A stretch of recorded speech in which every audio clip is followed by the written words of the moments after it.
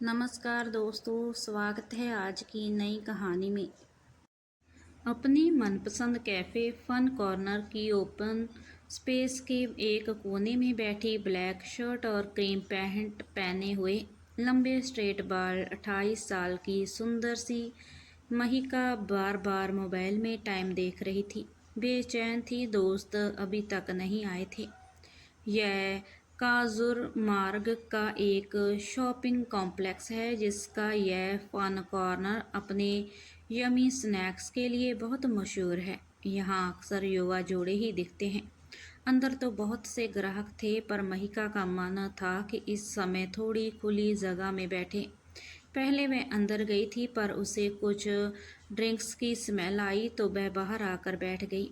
वैसे उसे इस तरह की स्मेल से कभी कोई परेशानी नहीं हुई, पर आज उसे यह स्मेल अच्छी नहीं लगी। मुंबई के ज़्यादातर युवाओं को इस तरह की स्मेल की आदत होती है। जो नहीं पीते आदत उन्हें भी हो जाती है, क्योंकि मुंबई में क्या, हर जगह यह कल्चर अब बहुत आम है। अब यह किसी को नहीं खलता।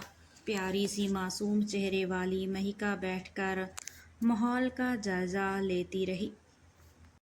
तभी उसने देखा कि कबीर अपनी वेंटो पार्क कर रहा है। इस ब्राइट वेंटो को तो वह हज़ारों गाड़ियों में पहचान सकती है। पिछले 3 साल में वह इस वेंटो में कितने घंटे बैठ चुकी होगी, इसका हिसाब भी नहीं लगाया जा सकता। कबीर की कार से अब तक अर्जुन, प्रेम और रुद्र भी उतर कर खड़े हो चुके थे।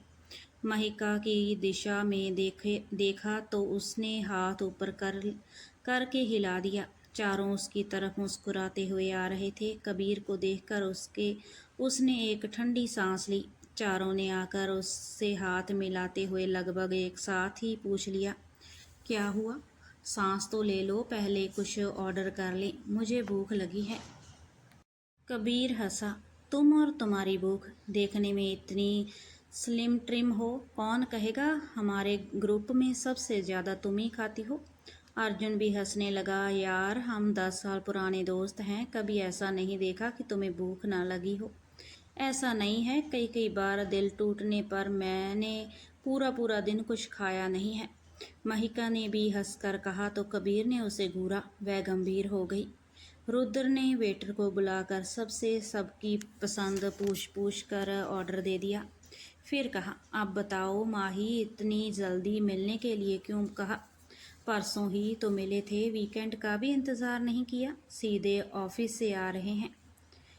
क्या करूं, मेरी कोई और फ्रेंड्स तो है नहीं, मैं तो तुम्हारे ग्रुप में ही रहती हूँ, अपनी परेशानी किससे शेयर करती? जल्दी बताओ, मैं प्रेग्नेंट हूँ। क्या? सब जैसे चीख ही पड़े।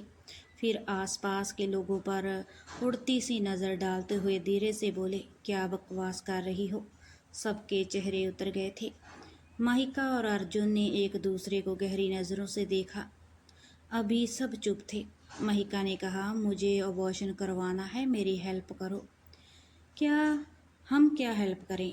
2 महीने से पीरियड नहीं हुए तो मैं आज लंच टाइम में ऑफिस से हाफ डे लेकर डॉक्टर के पास गई थी। मुझे भी आज ही पता चला है। अर्जुन, पता है कि अभी तुम शादी तो करने के मूड में नहीं हो। मैं भी तुम पर शादी का कोई प्रेशर नहीं डाल रही हूँ।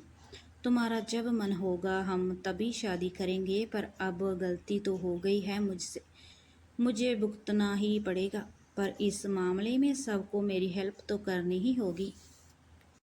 रुद्र ने कहा, बोलो क्या हेल्प करें? मुझे ऑफिस से 5-7 दिन की छुट्टी लेनी होगी। घर में बताना होगा कि ऑफिस की किसी मीटिंग में पुणे जा रही हूँ।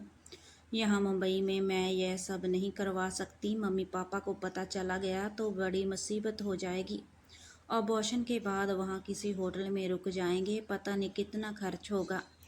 रुद्र ने कहा, खर्च की चिंता ना करो, हम सब बांट लेंगे। प्रियम ने चिढ़कर कहा, सब क्यों शेयर करेंगे? महिका और अर्जुन शेयर करें, यह उनकी पर्सनल प्रॉब्लम है। यार कोई पार्टी थोड़े ही है कि सब शेयर करेंगे। रुद्र ने कहा, हमारे ग्रुप्स में अब ये सब छोटी बातें होंगी। अर्जुन की जगह कभी तुम भी हो सकते थे। क्या महिका, इस ग्रुप में बस यूज़ एंड थ्रो वाली चीज़ है। महिका ने रुद्र को प्यार भरी नज़रों से देखा। रुद्र ने आगे कहा, कभी कबीर, कभी तुम, कभी मैं।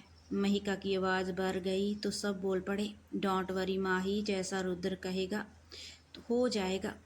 जय पर सबका जाना तो ज़रूरी नहीं है ना, बेकार में होटल का खर्च ही होगा। कोई एक भी तुम्हारे साथ जाएगा तो संभाल लेगा। अर्जुन तुम ही जाओ, खर्च शेयर कर लेंगे। महिका ने सोचने में बस एक पल पल ही लिया, बोली ठीक है कबीर। और अर्जुन तुम दोनों चलो। मुझे होने वाली तकलीफ़ तो तुम लोग शेयर नहीं कर सकते, पर सब मेरे साथ टाइम शेयर कर लेना। कहते हुए महिका और कबीर की नज़रें मिली तो महिका की आंखों में पल भर के लिए नमी आ गई, जिसे उसने बड़ी चतुराई से अपने गले में ही उतार लिया। इस नमी से गला नमकीन सा हुआ, पर दिल पर सोच कर अब कुछ संभल भी गया कि कबीर कुछ समय साथ रहेगा। इश्क के दीवानों की बात ही निराली है। वहीं बैठे बैठे आगे के प्लान बनाते रहे। महिका ने गूगल पर ही देख लिया कि पुणे में किस डॉक्टर को दिखाना है, कहाँ रुकना है। कबीर ने कहा, माही परसों का ही अपॉइंटमेंट ले लो, कल शाम को निकल जाते हैं, वीकेंड के 2 दिन भी मिल जाएंगे। ऑफिस से ज़्यादा छुट्टी नहीं लेनी पड़ेगी। सोचना पड़ेगा, मम्मी कहेगी वीकेंड को ऑफिस की कौन सी मीटिंग है। बोल देना बाहर से कुछ कलीग्स आ रहे हैं, उन्हें लोनावला खंडाला घुमाने की जिम्मेदारी तुमने ली है। कबीर ने कहा तो महिका ने पूछा, तुम दोनों अपने घर में क्या कहकर निकलोगे? अरे हम तो कुछ भी बोल देंगे कि दिल्ली जा रहे हैं, दोस्त की शादी है। हमसे इतने सवाल नहीं पूछे जाते। हाँ, यह तो हम लड़कियों के साथ ही होता है, सारे सवाल जवाब हमारे लिए ही तो हैं। प्रियम ने कहा, फिर भी माही तुम्हें काफ़ी छूट मिली हुई है। हाँ, शायद उसका गलत फ़ायदा उठा रही हूँ, और ये सारी परेशानी भी बोल रही हूँ। कहते कहते महिका उदास हो चुप हो गई। तब अर्जुन ने कहा, यार तुम उदास मत हुआ करो, हमारे ग्रुप की जान हो तुम। ग्रुप क्या, इस रोटेशन क्लब सा हो गया है। महिका ने एक ठंडी सांस भरी और कबीर को देखा। उसने आंखें चुरा ली। वेटर ऑर्डर ले आया। सब कुछ ना कुछ खाते रहे। बीच बीच में थोड़ा हंसी मजाक, कभी कोई गंभीर बात चलती रही। महिका हमेशा की तरह चहक नहीं रही थी। अनमैरिड लड़की के लिए अबॉर्शन इतना सहज सरल भी नहीं होता तो मैरिड के लिए भी नहीं, पर उसे परिवार का सहयोग अक्सर मिल ही जाता है। उसके पास भावनात्मक संबल होते हैं, वहाँ सब कुछ खुश होते हैं। यहाँ इस समय सब के सब अनाड़ी, सबने बस फिल्मों में ही देखा था या अब गूगल पर देख रहे थे। बेलाया सबने हमेशा की तरह शेयर किया। कबीर ने पूछा, सब घर ही चल रहे हो ना?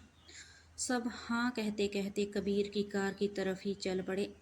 महिका जानबूझकर कार में कबीर के बराबर में आगे ही बैठ गई। कबीर ने उस पर एक नज़र डाली, कहा, कुछ नहीं, दिल की बातें थी, दोनों को कुछ कहने सुनने की ज़रूरत नहीं थी। अर्जुन के ने पीछे बैठते हुए कहा, महिका मजाक एक तरफ, पर मुझे सचमुच तुम्हारी फिक्र हो रही है। तुम्हें ज़्यादा तकलीफ़ तो नहीं होगी? क्या पता, मैं कोई अबॉर्शन एक्सपर्ट तो हूँ नहीं। तुम एक बार प्रेग्नेंट होकर देखो। उसने कुछ इस ढंग से कहा कि कबीर को छोड़कर सबने चेहरे पर हंसी आ गई। महिका ने कहा, कबीर तुम सारी लाइफ हंसने में ऐसे ही कंजूस रहोगे? अब कबीर जरा सा मुस्कुराया तो महिका पुणे जाने की बात करने लगी। उसके बाद सबने अपने ख्यालों में खोए खोए वमपुड़ पहुंचने तक कार में गाने सुनने, थोड़ा हंसी मजाक किया। सब वहीं आसपास ही रहते थे, कॉलेज से दोस्त थे, अब जॉब कर रहे थे, सब अनमैरिड थे। घर पहुंचकर महिका फ्रेश हुई, शरीर और मानसिक तौर पर कुछ निडाल सी थी। उसके पेरेंट्स नलिनी और सुधांशु उसी की परीक्षा कर रहे थे। महिका सोफे पर बैठी अपनी मम्मी की गोद में सिर रखते हुए कुछ इधर उधर की बातें करने लगी। फिर कहा, मम्मी कल सुबह पुणे जा रही हूँ, ऑफिस की मीटिंग है, पर कल तो शनिवार है। मेरे कुछ कलीग, मेरे अच्छे दोस्त हैं, उन्हें नौलावला खंडाला दिखाते हुए जाऊंगी। वह बाहर से आ रहे हैं, सुधांशु ने कहा, वापस कब तक आओगी? वीकेंड तक आ जाऊंगी, काम जल्दी ख़त्म हुआ तो उससे पहले ही आ जाऊंगी। लौटने का भी पक्का नहीं है। बड़े शहरों में युवा बच्चों को आजकल पेरेंट्स खुलकर जीने की आज़ादी देने लगे हैं, तो ज़्यादातर सवाल जवाब नहीं हुए। सब ने साथ खाना खाया। महिका ने अपने रूम में जाकर अपना सामान पैक किया। ऑफिस में छुट्टी का मेल डला और अपने रोटेशन क्लब पर चारों दोस्तों से चैट की। कल निकलने का फाइनल प्रोग्राम बनाया। मिहिका ने ही इस व्हाट्सएप ग्रुप का नाम हंसी मजाक में रोटेशन क्लब रखा था, पर इस नाम में उसका दर्द छिपा था जिसे सिर्फ वह और कबीर ही जानते थे। मिहिका सोने लेटी, पर अगले जाने वाले 2-3 दिनों के बारे में सोचकर नर्वस थी। कोई ऐसी लड़की दोस्त नहीं थी जिससे अपनी परेशानियां डिस्कस कर ले। सालों से इसी ग्रुप में रहती थी। जितनी भी लड़कियां दोस्त थी वह कहीं और बिजी थी। किसी की शादी हो गई, कोई विदेश में थी, किसी से ज़्यादा दिन बनी नहीं थी।